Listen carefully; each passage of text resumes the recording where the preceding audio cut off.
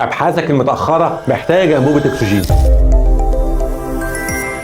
معظم الباحثين وخصوصا بقى لو كنت معيد او دكتور في الجامعه شايفين ان البحث العلمي بيجي اولويه تانية بعد التدريس، ويا سلام بقى لو اخدت الدكتوراه وبقيت مسؤول عن ماده ولا 2 ولا 3 وعايز تثبت نفسك وتقول ها انا ذا. طب ليه بقول لك كده؟ تخيل معايا السيناريو اللي بيحصل كتير، انت وسط الدراسه في الترم الثاني مثلا وتلاقي نفسك بتقول نخلص الامتحانات وبعدين في الصيف هفرتك الدنيا ابحاث. يجي الصيف طبعا مستهلك، اسرتك ليها حق عليك، يلا نتفسح يلا نصيف، هوب شهر 9 دخل عليك وتلاقي نفسك بتقول لنفسك احنا نخلص الترم وفي نص السنه هفرتك الدنيا ابحاث.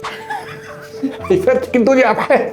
طب الصيف اللي بعده نفس الفيلم، طب الترم اللي بعده نفس الكلام، تفتح عينك تلاقي 5 سنين عدوا ولسه ما بداتش ابحاثك، وكل ده عشان ما فيش لا رؤيه ولا خطه. طب تعمل ايه؟ عارف في الطياره لما بيقول لك في حاله الخطر حط قناع الاكسجين لنفسك الاول؟ نفس الفكره وحياتك، حاول توصل مكتبك ساعه بدري واقفل على نفسك من 8 ل 10 الصبح. ما بتعملش حاجه في حياتك الا انك تعمل ابحاثك وتخدم وتبني نفسك، وتفتح بقى مكتبك الساعه 10 الصبح وها يا جماعه بقى عايزين ايه بقى؟ ويوم ورا يوم هتلاقي المومنتم عالي وحضرت طاقتك الايجابيه ولبست قفاز الاجاده وعملت زي تريكا وهو بيجيب جون في الصفاقسي في الدقيقه 90 بلس. الخلاصه احب ابشرك واقول لك انت لو ما عملتش كده هتلاقي ايميل ظريف لطيف من الاتش ار بيقول لك اشوف وشك بخير. صحصح لنفسك واتفرج على ازاي تبني رؤيتك البحثيه. انا مصطفى بالسعود ودي كانت في 60 ثانيه. استنوني في الحلقه اللي جايه.